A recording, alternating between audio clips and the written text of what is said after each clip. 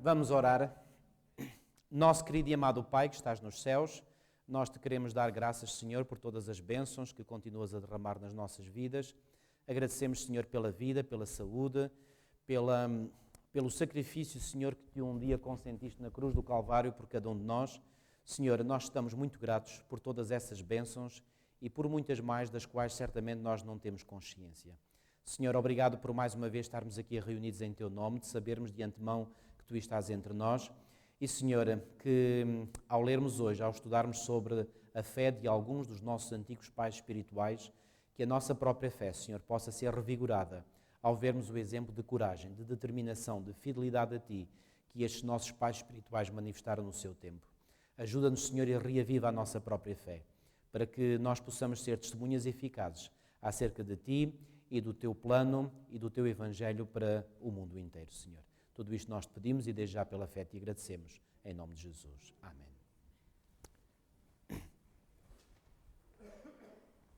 Boa noite a todos, bem-vindos. Vamos então hoje iniciar mais um capítulo do estudo do livro O Grande Conflito e, como eu vos tinha dito, portanto, o capítulo que nós iremos abordar, ou começar a abordar hoje, visto que hoje nós iremos fazer a primeira metade e então na semana seguinte iremos completar, é o capítulo 4, que fala sobre os valdenses. Lembram-se que a semana passada nós vimos que houve um período de enorme perseguição, de escuridão espiritual. Mas durante esse período de escuridão espiritual, pois bem, houve um povo, e esse povo ficou conhecido como os valdenses, que sustentou a fé, a verdadeira fé. Vamos então ler o que este livro inspirado nos diz sobre os valdenses. No meio da escuridão que baixou sobre esta terra, cá está, durante o longo período da supremacia papal, algo que nós vimos assim por alto a semana passada, a luz da verdade não poderia ficar totalmente extinta. Em todas as épocas houve testemunhas de Deus. Esta frase eu gosto muito de a ter na minha mente. Ou seja, de que em todas as épocas houve testemunhas de Deus. Ou seja, nunca houve um período em toda a história humana que se possa dizer aí não houve mais testemunhas de Deus. Sempre houve. Muitas vezes elas foram muito poucas, quase que se extinguiram, mas sempre houve. Por exemplo, quando veio o dilúvio, quantas testemunhas havia? Noé e a sua família. Eram poucos, comparativamente com os milhões de habitantes que seguramente habitariam o mundo naquela época, mas houve. Homens que guardavam no seu íntimo a fé em Cristo como o único mediador entre Deus e o homem, que mantinham a Escritura Sagrada como a única regra de vida e que, olhem aqui mais, que santificavam um verdadeiro sábado. A posteridade nunca saberá quanto o mundo deve a estes homens. Foram estigmatizados como hereges, os seus motivos foram impugnados, o seu caráter criticado e os seus escritos suprimidos, difamados ou mutilados. Contudo, permaneceram firmes e, século após século, mantiveram a fé na sua pureza como um sagrado legado às gerações futuras. A história do povo de Deus durante os séculos de trevas que se seguiram à supremacia de Roma está escrita no céu, como está escrita qualquer outro período da história humana, obviamente, mas ocupa pouco espaço nos registros humanos. Poucos sinais da sua existência se podem encontrar, a não ser nas acusações dos seus perseguidores. Foi tática de Roma apagar todos os vestígios das dissidências às suas doutrinas ou decretos. Ou seja, embora haja poucos, não é nenhuns, mas há poucos registros sobre este povo, pois bem, uma coisa nós podemos ter a certeza, é que a história do povo de Deus está escrita no céu. Roma, procurava destruir tudo o que considerasse herético, quer fossem pessoas, quer escritos. Manifestações de dúvida ou questões postas quanto à autoridade dos dogmas papais eram suficientes para tirar a vida ao rico ou ao pobre, ao nobre ou ao humilde. Roma também se esforçava por destruir todos os registros da sua crueldade para com os que discordavam dela. Obviamente não lhe interessava guardar estes registros porque um dia poderiam ser usados contra ela. Os concílios papais decretavam que livros ou escritos que tivessem relatos desta natureza fossem lançados às chamas. Antes da invenção da imprensa, os livros eram poucos e de material pouco favorável à preservação. Portanto, pouco havia a fazer para impedir que os romanistas levassem a efeito a sua intenção. Nenhuma igreja, dentro dos limites da jurisdição romana, ficou muito tempo sem ser perturbada no prazer da liberdade de consciência. E deixem-me aqui falar desta jurisdição romana, que era sobretudo a Europa. Nós sabemos, e já vos dei um exemplo, de uma igreja que estava fora da jurisdição romana e que manteve uma obediência, uma lealdade a Deus por muitos séculos. Foi a igreja na Etiópia.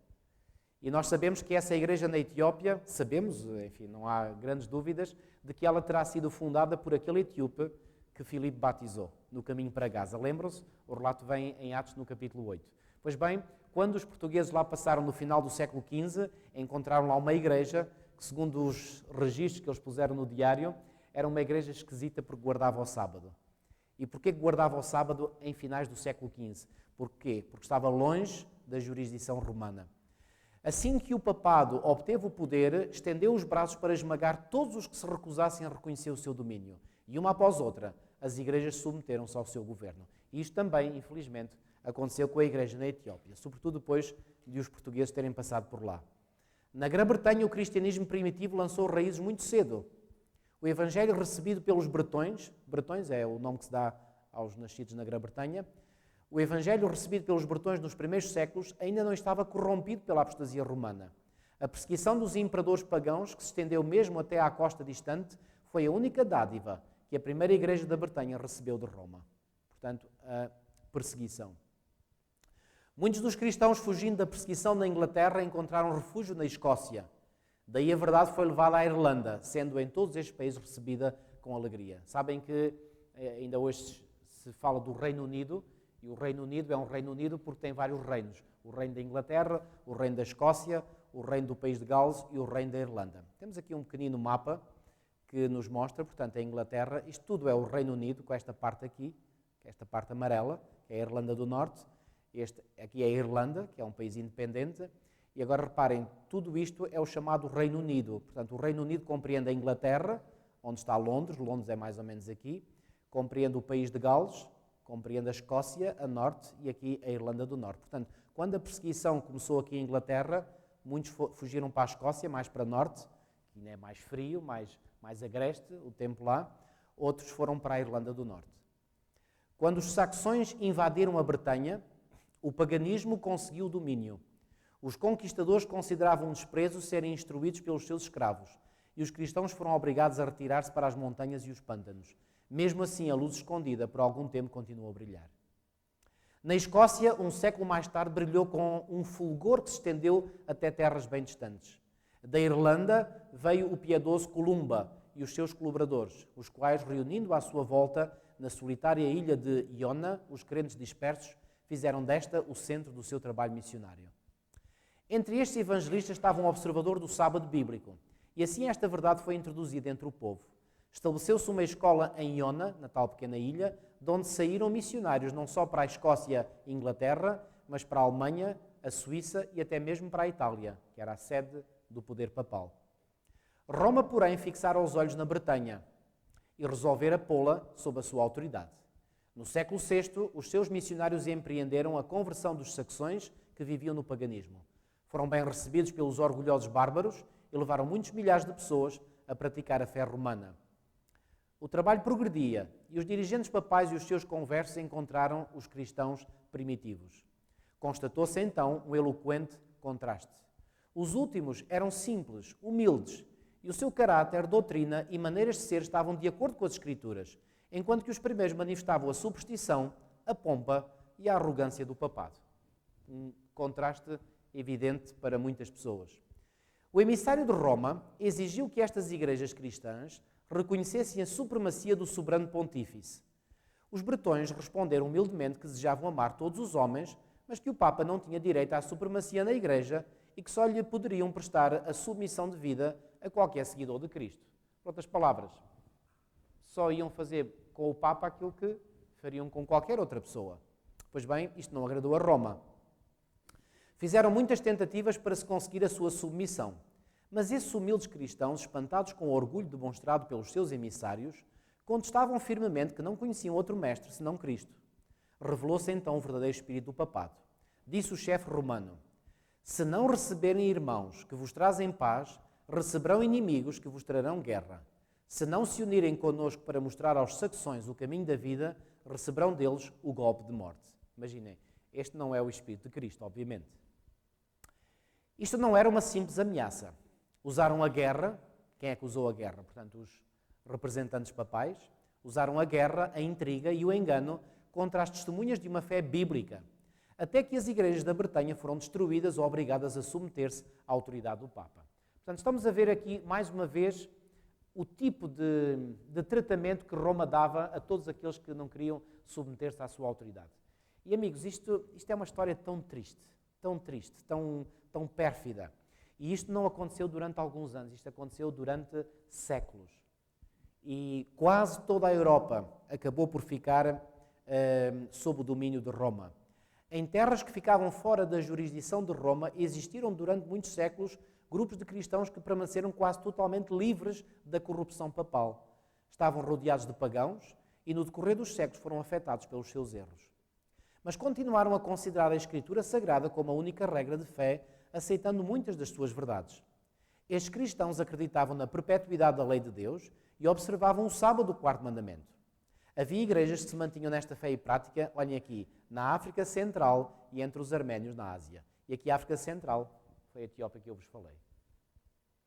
Mas dentre os que resistiram ao cerco, cada vez mais apertado do poder papal, os valdenses ocuparam uma posição de destaque. E porquê que os valdenses ocuparam uma posição de destaque? Por uma razão muito simples. É que eles não estavam fora da jurisdição papal. Estavam mesmo, digamos, nas traseiras de Roma, por assim dizer. Uma forma de dizer. Porque estavam na própria Itália.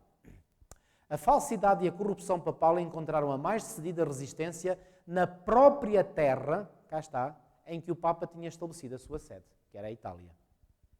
Durante séculos, as igrejas do Piemonte mantiveram-se independentes.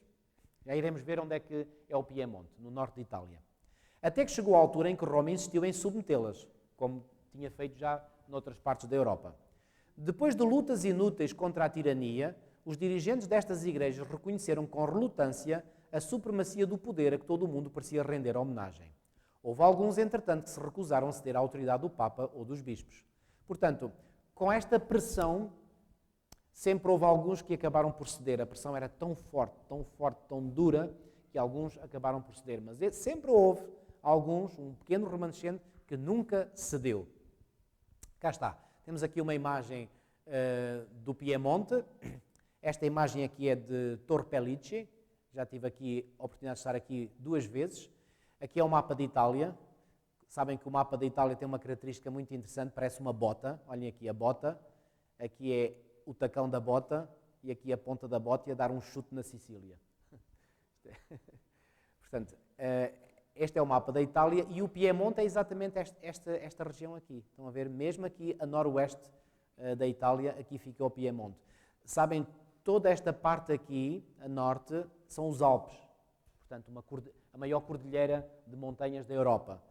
Aqui, Val d'Aosta, isto aqui, portanto, é onde existe a atual autoestrada que liga a Itália à França e que passa pelo túnel do Monte Branco, que tem 12 km de comprimento.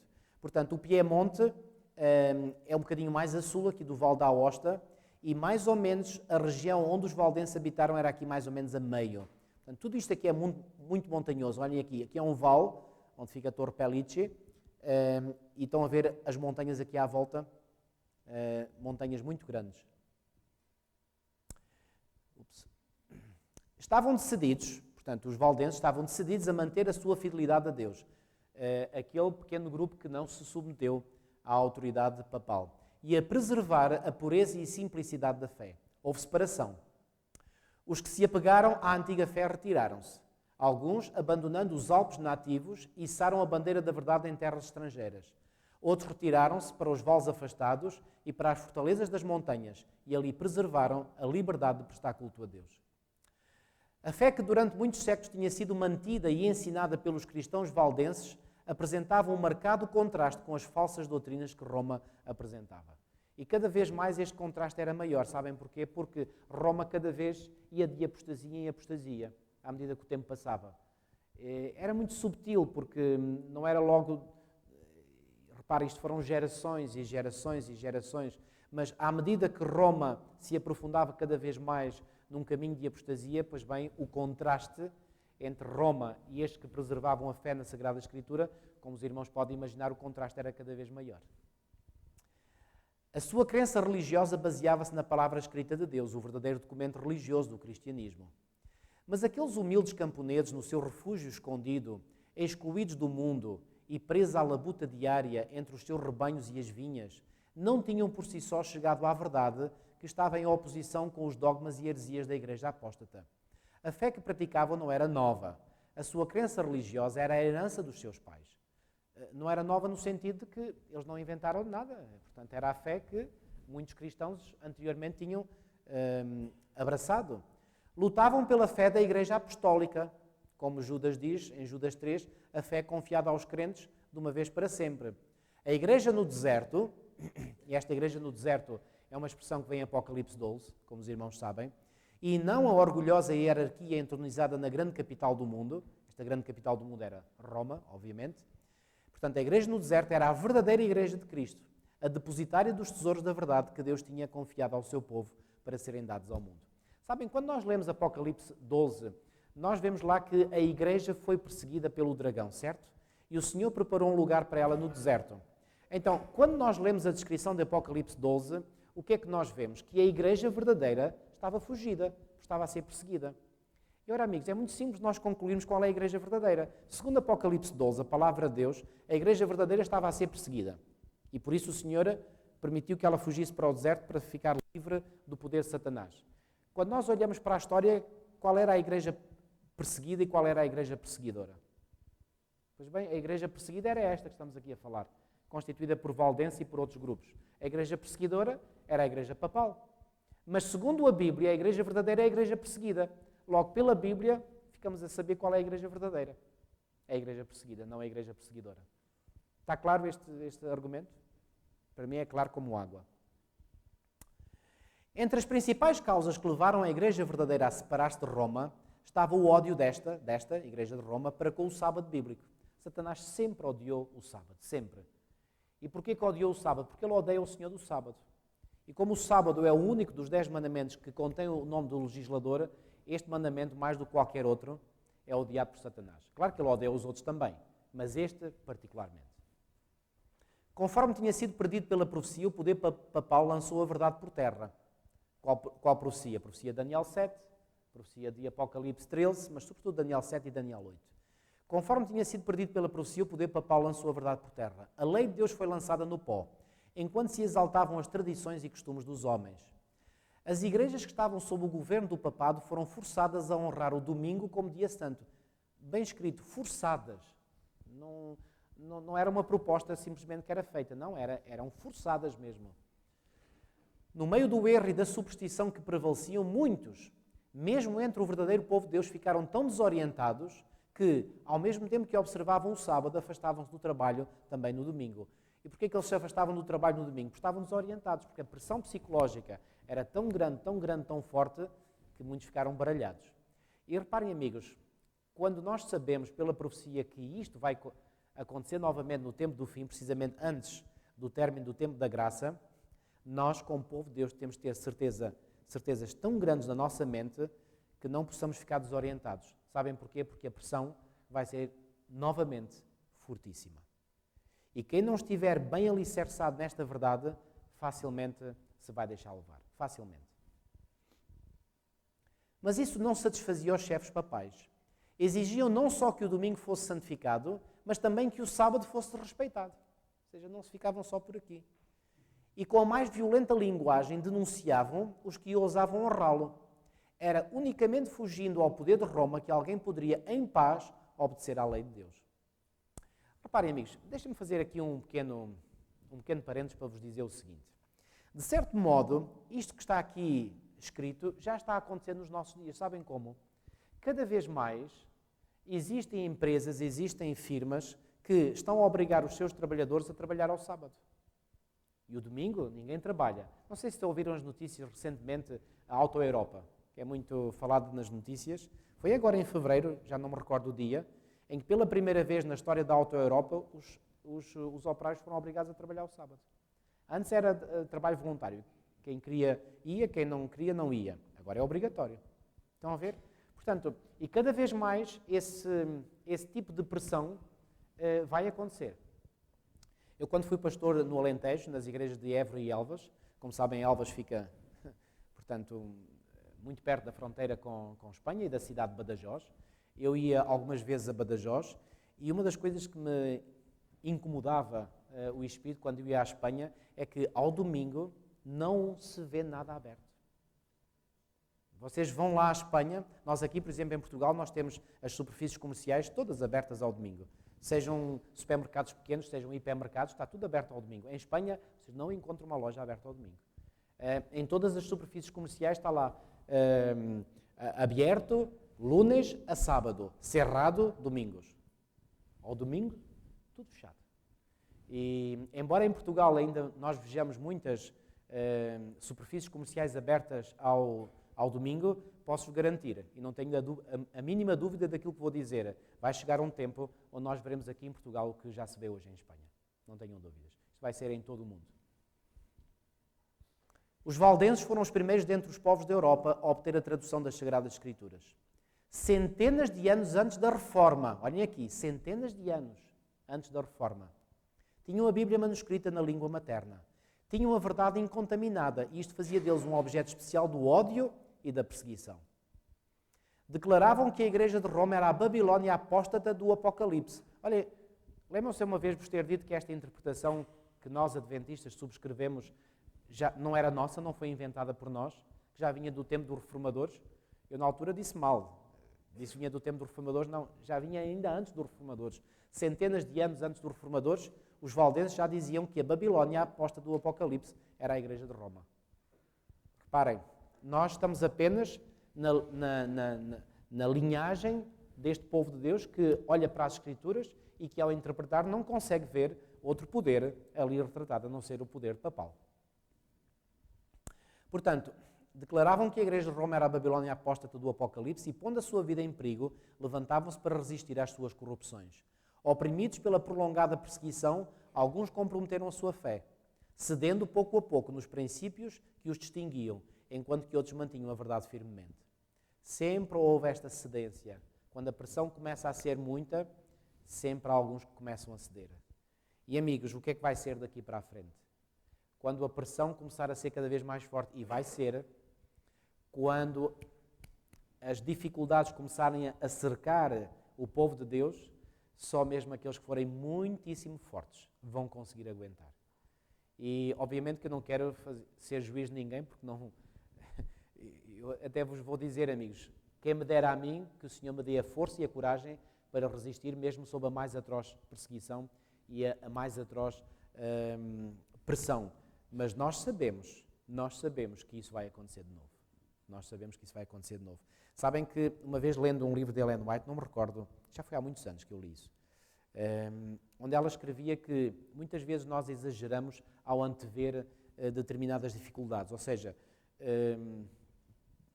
nós projetamos dificuldades e na nossa mente exageramos essas dificuldades.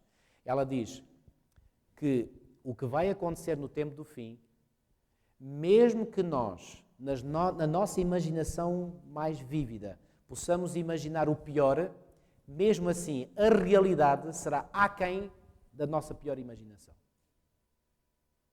Reparem, isto é terrível. A única confiança que devemos ter é aquela que vem em 1 Coríntios 10:13, que diz que Deus não permitirá que sejamos tentados para além das nossas forças. E amigos, deixem-me dizer-vos uma coisa, ao contrário do que alguns irmãos, já ouvi alguns irmãos dizer, ai, quanto eu gostava de estar vivo quando Cristo viesse. Eu já aprendi que eu não devo dizer isso, e nenhum de vós deve dizer isso. Sabem porquê? Só Deus sabe qual é o nosso nível de resistência. Só Deus sabe qual será a nossa resistência espiritual para suportar esses últimos dias, porque todos aqueles que estarão vivos quando Cristo vier, terão que ter passado por esse período terrível.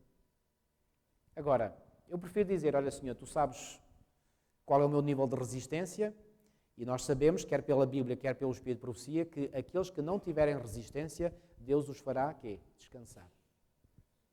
E quando eles acordarem, já a perseguição e todo esse período de prova está para trás.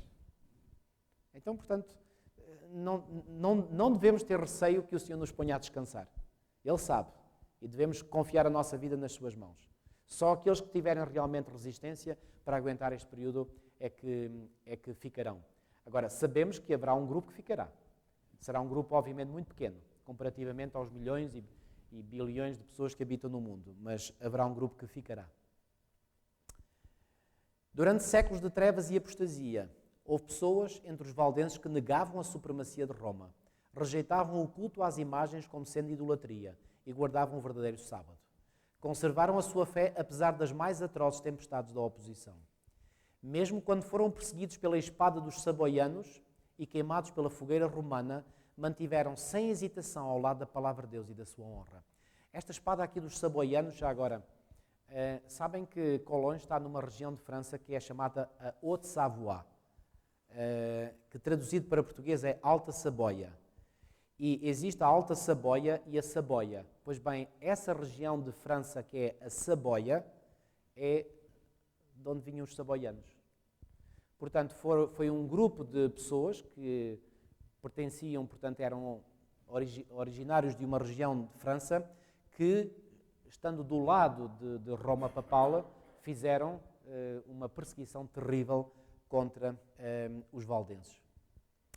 Por detrás das elevadas proteções das montanhas, que sempre têm sido o refúgio dos perseguidos e oprimidos, os valdenses encontraram um esconderijo.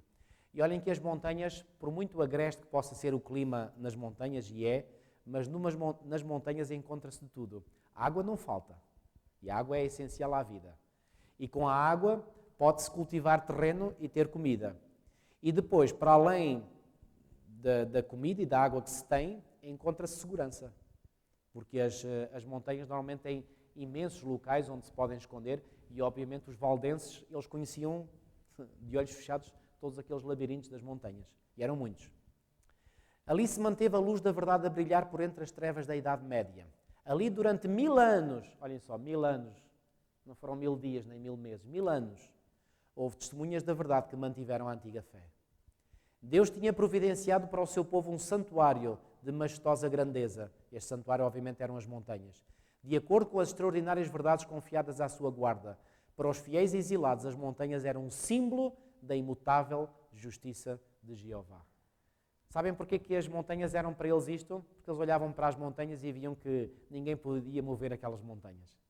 Da mesma forma, a lei de Deus, a justiça de Deus é inamovível. Quando eu já estive aqui no Piemonte, por acaso este pensamento me veio à mente, olhando para aquelas enormíssimas montanhas, realmente nós sentimos confiança. Ninguém consegue pegar naquelas montanhas e movê-las. Assim é a justiça, assim é a lei de Deus. Eles dirigiam a atenção dos seus filhos para as alturas, na sua imutável majestade, e falavam-lhes daquele em quem não há mudança nem sombra de variação, cuja palavra é tão perdurável como os montes eternos. Deus tinha estabelecido firmemente as montanhas e cingira-as de fortaleza. Nenhum braço, a não ser o do poder infinito, poderia movê-las do lugar. De igual maneira, Ele tinha estabelecido a sua lei, fundamento do seu governo no céu e na terra. O braço do homem poderia atingir os seus semelhantes e destruir a sua vida, mas não a lei em si. Mas esse braço seria tão impotente para arrancar as montanhas do seu fundamento e precipitá-las no mar, como para mudar um preceito da lei de Jeová ou anular qualquer uma das suas promessas feitas aos que cumprem a sua vontade. Reparem como estas pessoas, no seu dia-a-dia, elas viviam esta certeza na sua mente, bastando olhar para as montanhas. E eu acredito que no seu dia-a-dia, muitas vezes, ou quase sempre, difícil, muito difícil, eles tinham esta certeza que inundava os seus corações e que lhes dava alegria para ultrapassar e viver as dificuldades que eles iam vivendo. Na fidelidade para com a sua lei, os servos de Deus deviam ser tão firmes como as imutáveis colinas. As montanhas que circundavam os fundos vales eram testemunhas constantes do poder criador de Deus e a afirmação sempre infalível do seu cuidado protetor. Esses peregrinos aprenderam a amar os símbolos silenciosos da presença de Jeová. Gosto desta frase aqui.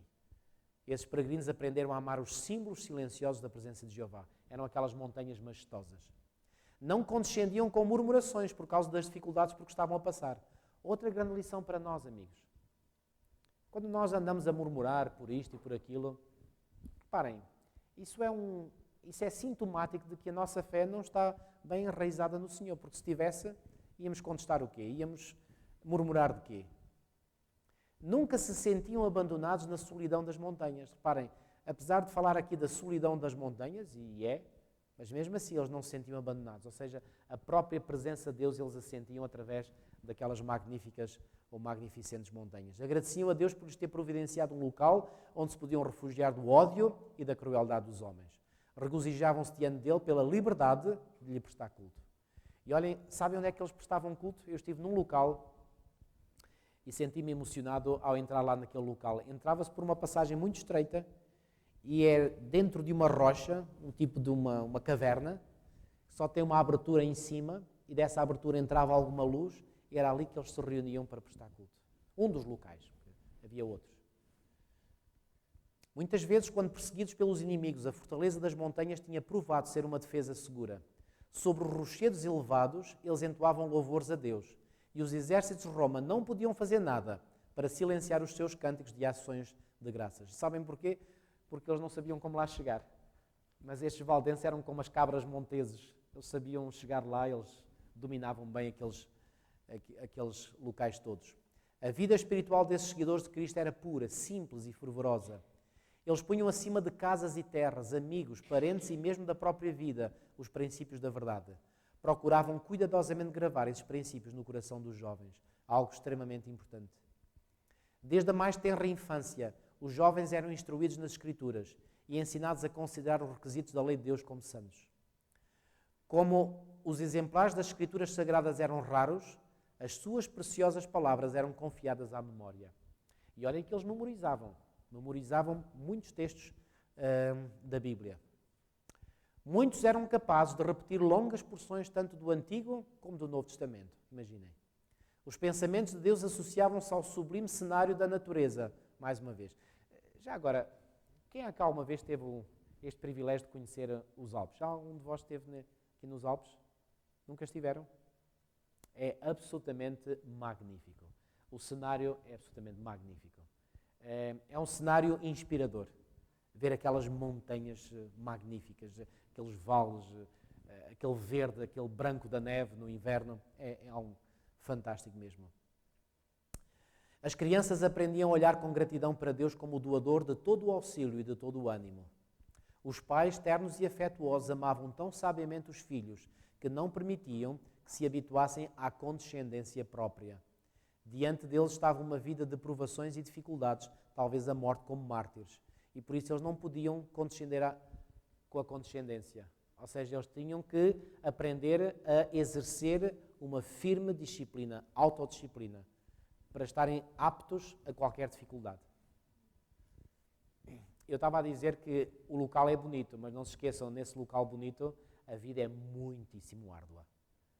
E reparem, eles moravam em casas feitas por pedras que eles encontravam nas montanhas. E reparem, eu posso imaginar a temperatura dentro dessas casas. Não seria nada... Bom, eles tinham lá fogueiras, faziam fogueiras. E era certamente as fogueiras que os mantinham vivos, porque de outra forma eles morriam ao frio, não é? Muito, muito frio. Portanto, uma vida muito, muito dura. Por isso eram ensinados desde a infância os filhos a suportar dificuldades, a sujeitar-se à autoridade e, apesar disso, a pensar e agir por si mesmos. Isto é muito importante. Muito cedo eram ensinados a assumir responsabilidades, a serem cuidadosos no falar e a compreender a sabedoria do silêncio. Porquê que os pais ensinavam eles a ser cuidadosos no falar? Porque quando eles saíssem da sua terra natal para serem missionários, eles tinham que ter muito cuidado com aquilo que falavam. Porque se eles não tivessem cuidado, facilmente os apanhavam. Uma palavra indiscreta que deixassem cair no ouvido dos inimigos poderia pôr em perigo não somente a vida daquele que falava, mas a de centenas dos seus irmãos. Pois, tal como lobos à caça da presa, os inimigos da verdade perseguiam os que ousavam reclamar liberdade para a fé religiosa. Os que ousavam reclamar liberdade para a fé religiosa. Isto sempre foi um dos piores inimigos de Roma papal, a liberdade religiosa. Houve um Papa que, por volta do final do século XIX, disse que isto era uma praga. A liberdade religiosa era uma praga. O diabo sempre odiou aqueles que reclamaram liberdade em Cristo para si mesmos. Os valdenses tinham sacrificado a prosperidade temporal por amor à verdade e com paciência perseverante trabalhavam para ganhar o seu sustento. Cá está. Não era fácil a vida. Cada recanto de terra arável entre as montanhas era cuidadosamente aproveitado. Fazia-se com que os vales e as encostas menos férteis das colinas também produzissem. Faz lembrar um bocadinho o que se faz também na Madeira. Na Madeira, eu lembro-me que, quando o meu irmão mais velho lá esteve, como pastor, ele ter contado que havia sítios, e provavelmente ainda o fazem, não sei, em que eles amarravam uma corda à cintura, e essa corda estava amarrada a uma árvore, uma boa árvore, e então com essa corda amarrada à cintura, eles aproximavam-se de falésias bem íngremes para poderem cavar a terra, até mesmo à beira do precipício, para aproveitar todo o centímetro de terra. E eles, para não escorregarem, ou se escorregassem, estavam presos pela corda, não caíam. Era assim que trabalhavam, não sei se ainda trabalham, e aqui provavelmente não seria diferente. A economia e a rigorosa renúncia de si próprio faziam parte da educação que os filhos recebiam como o seu único legado. Qual era o legado que os pais davam aos filhos? A economia e a rigorosa renúncia de si próprio. Olha, irmãos, desculpem-me a pausa. Quantos de nós hoje ensinamos os nossos filhos desta forma? Nós às vezes pensamos que quanto mais coisas lhes dermos, tanto melhor. É exatamente o contrário. Aqui, estes valdenses, tementes a Deus, eles davam um legado, sim, mas esse legado era isto: a economia e a rigorosa renúncia de si próprio. Ensinava-se-lhes que Deus tinha designado a vida para ser uma disciplina e que as suas necessidades só poderiam ser supridas mediante o quê? Trabalho pessoal, previsão, cuidado e fé. O processo era trabalhoso e cansativo, mas saudável. Precisamente aquilo de que o homem necessita no seu estado caído. Escola que Deus providenciou para o seu ensino e crescimento. Ao mesmo tempo que os jovens se habituavam ao trabalho e às asperezas, não negligenciavam a cultura do intelecto. Ou seja, embora eles estivessem habituados ao trabalho físico duro, pois bem, eles trabalhavam o intelecto também. E trabalhavam o intelecto como? O que é que vocês acham? Com o estudo rigoroso, metódico da Palavra de Deus. Era-lhes ensinado que todas as suas capacidades pertenciam a Deus e que todas deveriam ser aperfeiçoadas e desenvolvidas para o seu serviço. As igrejas valdenses, na sua pureza e simplicidade, assemelhavam-se à igreja dos tempos apostólicos. Rejeitando a supremacia do Papa e dos bispos, mantinham a Escritura Sagrada como a única autoridade suprema e infalível, algo a que mais tarde os protestantes vão dar grande ênfase, como a única regra de fé e prática, a Sagrada Escritura. Os seus pastores, diferentes dos altivos sacerdotes de Roma, seguiam o exemplo do seu mestre, que veio não para ser servido, mas para servir. Alimentavam o rebanho de Deus, guiando-os às verdes pastagens e fontes vivas da sua santa palavra. Longe dos monumentos da pompa e orgulho humanos, o povo reunia-se, não em igrejas sumptuosas ou grandes catedrais, mas à sombra das montanhas nos vales alpinos, ou em tempo de perigo, em alguma fortaleza rochosa, para escutarem as palavras da verdade proferidas pelos servos de Cristo. Os pastores não só pregavam o Evangelho, mas visitavam os doentes, doutrinavam as crianças, repreendiam os que erravam e trabalhavam para resolver as questões e promover harmonia e amor fraternal. Em tempos de paz, eram sustentados por ofertas voluntárias do povo. Mas como Paulo, fabricante de tendas, cada qual aprendia um ofício ou profissão, mediante a qual, sendo necessário, providenciaria o seu próprio sustento. Isto para os pastores. Os jovens eram instruídos pelos seus pastores. Embora se desse atenção à cultura geral, estudava-se principalmente, lá está, a Sagrada Escritura. Os evangelhos de Mateus e João aprendiam-se de cor, juntamente com muitas das epístolas. Também se ocupavam em copiar as Escrituras. Uau! Eu digo-vos, irmãos, eu quando leio isto, isto mexe connosco. Olhem quão longe nós estamos deste modelo de disciplina própria, de perseverança. Uau! Alguns manuscritos continham a Bíblia toda, outros apenas breves porções. Aqui eram acrescentadas algumas explicações simples do texto, por aqueles que eram capazes de comentar as Escrituras. Assim eram apresentados os tesouros da verdade durante tanto tempo ocultos por aqueles que procuravam exaltar-se acima de Deus.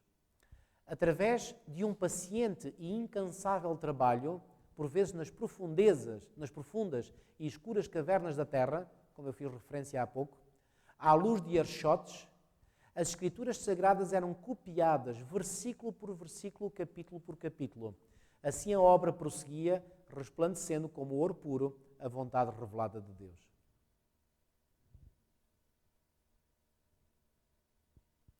Só os que estavam empenhados neste trabalho poderiam compreender quanto mais brilhante, clara e poderosa ela era, em consequência das provações que passavam pelo amor que lhe tinham.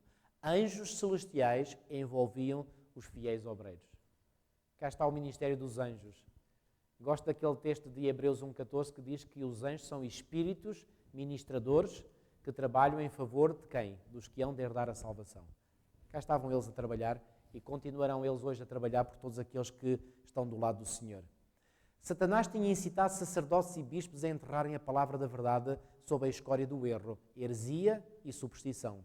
Mas de modo extremamente maravilhoso, ela foi conservada, olha aqui, incontaminada através de todos os séculos de trevas.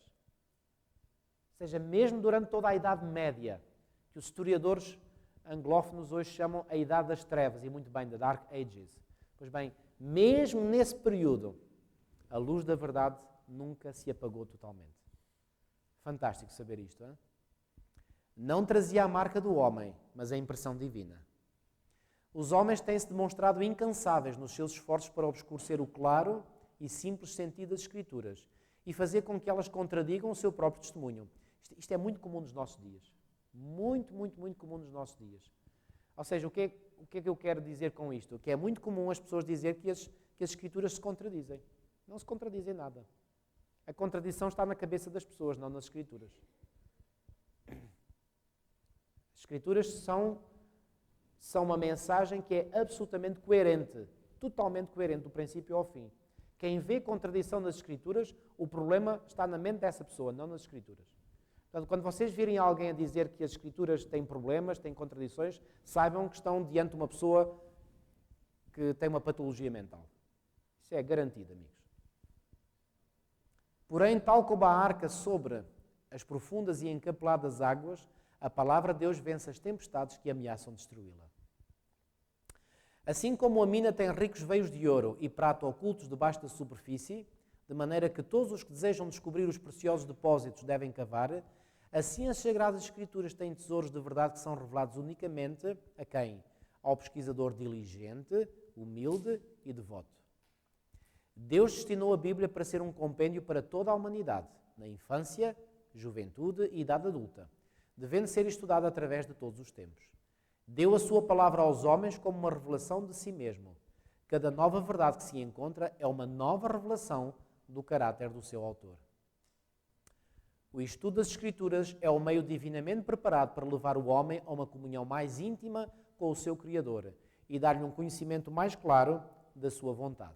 É o meio de comunicação entre Deus e o homem. Ou seja, é através das Escrituras que Deus se comunica com cada um de nós. Claro que há outras formas de Deus se comunicar connosco, mas através das Escrituras é o meio mais seguro. Embora os valdenses considerassem o temor do Senhor como o princípio da sabedoria, não eram cegos para a importância de um contacto com o mundo, um conhecimento dos homens e da vida ativa, para expandirem o espírito e avivar a compreensão do mundo que o rodeava. Eu acho que isto é absolutamente fascinante, nós sabermos isto. Ou seja, talvez alguns poderão pensar que os valdenses só sabiam a Bíblia, não sabiam de mais nada, eram pessoas de vistas curtas, não tinham os seus horizontes alargados. Nada disso. Quem pensar isso dos valdenses engana-se redondamente. Eu volto a ler, isto é muito importante. Embora os valdenses considerassem o temor do Senhor como o princípio da sabedoria, ou seja, o temor do Senhor estava no topo das suas prioridades, não eram cegos para a importância de um contacto com o mundo.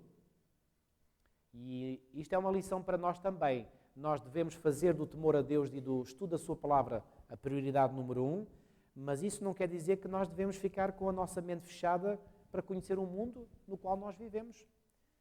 E então eles tinham um contacto com o mundo, tinham um conhecimento dos homens e da vida ativa, para expandirem o espírito e avivar a compreensão do mundo que o rodeava. Das suas escolas nas montanhas, alguns dos jovens foram enviados para instituições de ensino em cidades da França ou Itália, onde havia um campo mais vasto para o estudo, o pensamento e a observação do que nos Alpes onde tinham nascido. Ou seja, o que é que eles faziam? Faziam com que os seus jovens pudessem, alguns, ingressar nas universidades da época. Não sei se alguma vez estiveram aqui, já tive a oportunidade de estar neste mesmo local. Esta era uma das casas que eles tinham, Escola Valdense, nas montanhas. Tenho aqui uma fotografia, eu e a Milu e o nosso Timóteo, o Levina não tinha nascido, nós estivemos aqui em 2011. E esta casa aqui, reparem, toda em pedra. As paredes é em pedras, o telhado é xisto, creio eu, xisto, aquela pedra laminada. Tudo isto é em pedra.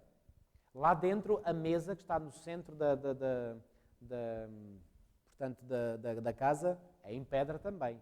Os bancos é em pedra. O que é que eles tinham? Só tinham pedras ali nas montanhas, era aquilo que eles faziam.